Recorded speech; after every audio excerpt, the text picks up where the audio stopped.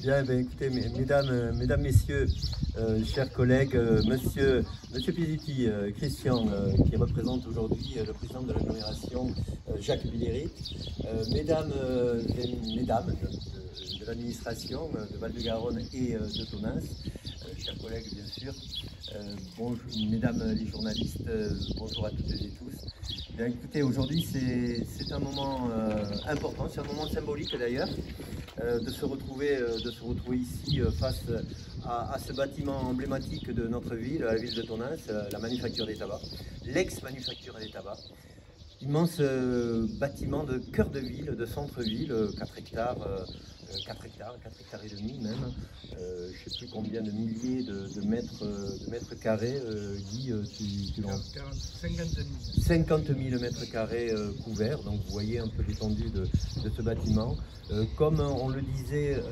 avec une structure qui est remarquable, qui malgré qui vieillit bien avec le temps et qui a un potentiel d'avenir qui est incroyable. Donc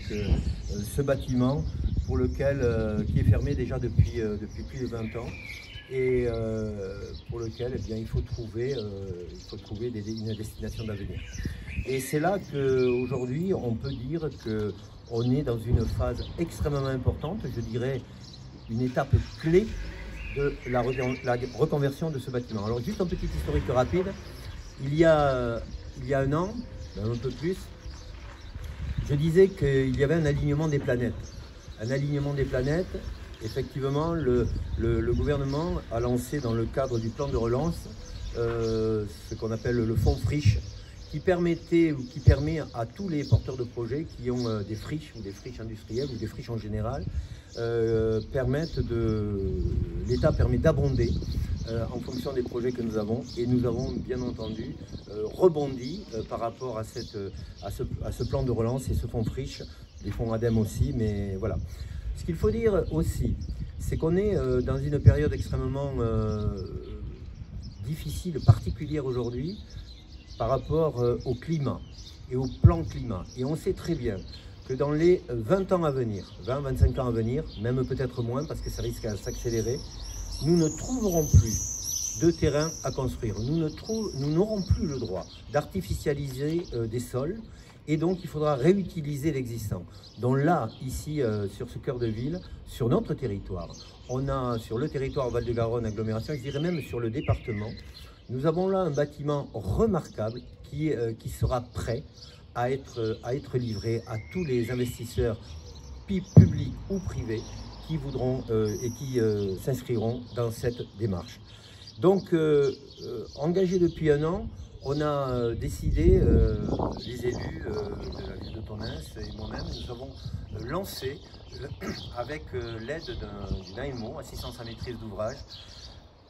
nous avons décidé de travailler sur ce bâtiment et sur une projection de ce qu'on pouvait faire de ce bâtiment en utilisant, évidemment, je parlais du fonds friche, mais aussi en mobilisant tous les acteurs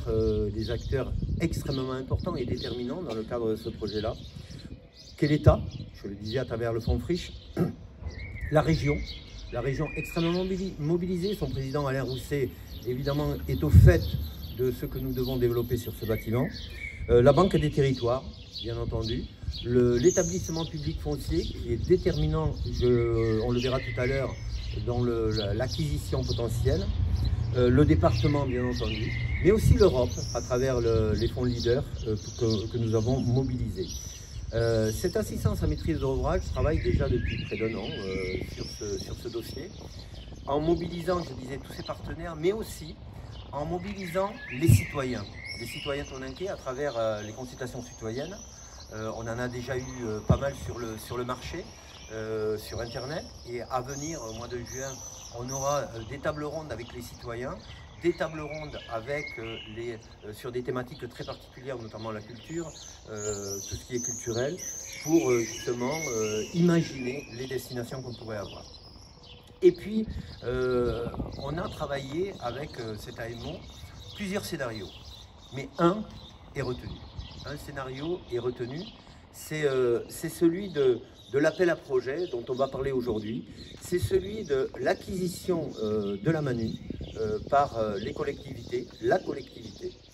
de manière à très rapidement, dès 2022, commencer quelque chose d'important, c'est-à-dire refaire toutes les parties qui seront publiques. On démolira une partie du bâtiment, quelques parties du bâtiment, notamment entre le bâtiment ancien et le bâtiment nouveau, j'en ai déjà parlé,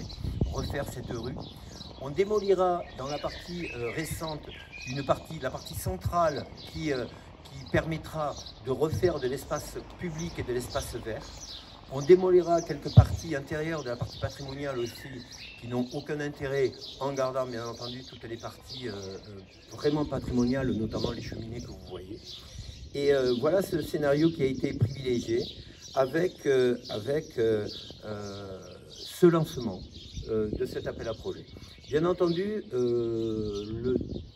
dernier, voire le premier partenaire aujourd'hui de cette reconversion, c'est bien entendu notre agglomération, Val-de-Garonne Agglomération, avec lequel aujourd'hui on va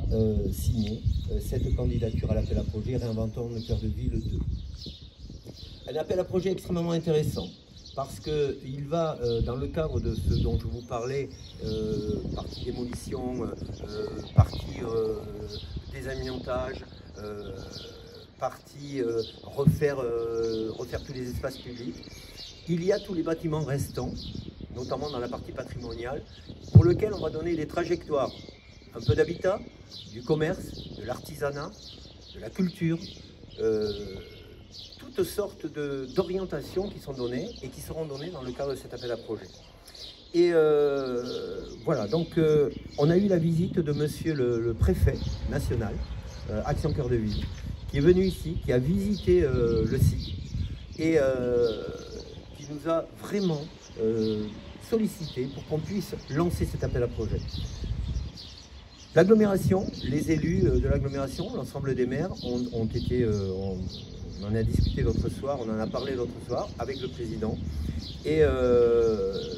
l'agglomération donc est partie prenante aujourd'hui dans cet appel à projet que nous allons lancer conjointement.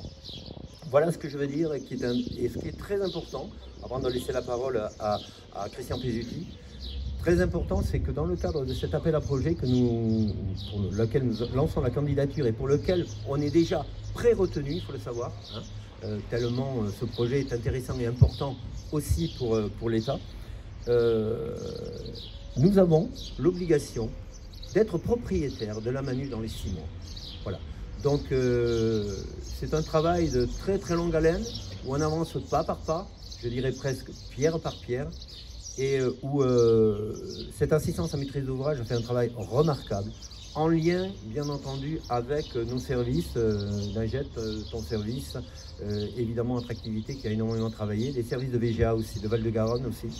et qui est notamment le service Habitat, le service Économie, qui ont été extrêmement sollicités aussi. Donc l'ensemble de ces services ont emmené aujourd'hui à la situation où nous sommes, où symboliquement nous allons devant ce bâtiment signer